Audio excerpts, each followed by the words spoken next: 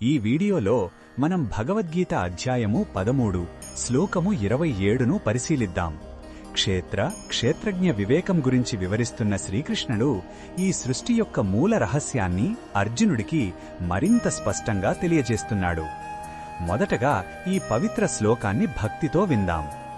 యావత్ సంజాయతే కించిత్ సత్వం స్థావర జంగమం క్షేత్రజ్ఞ సంయోగాత్ తద్విద్ధి భరతర్షభా.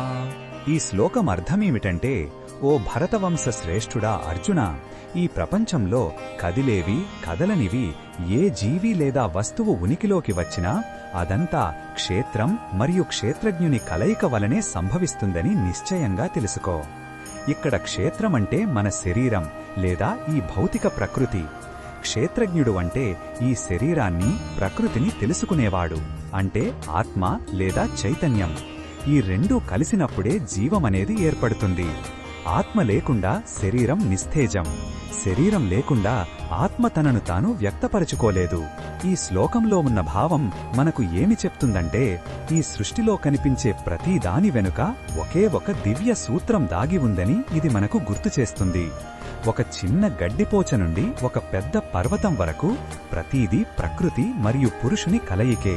ఈ ఐక్యతను మనం అర్థం చేసుకున్నప్పుడు మనలోని భేదభావాలు తొలగిపోయి సర్వంలోనూ దైవత్వాన్ని చూసే అద్భుతమైన దృష్టి కలుగుతుంది.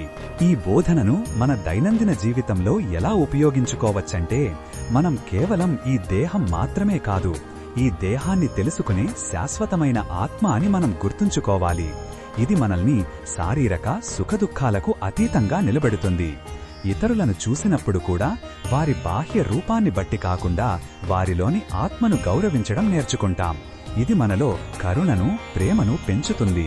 మరిన్ని భగవద్గీత శ్లోకాల అర్థాన్ని తెలుసుకోవాలంటే మా తదుపరి వీడియోలను తప్పకుండా చూడండి.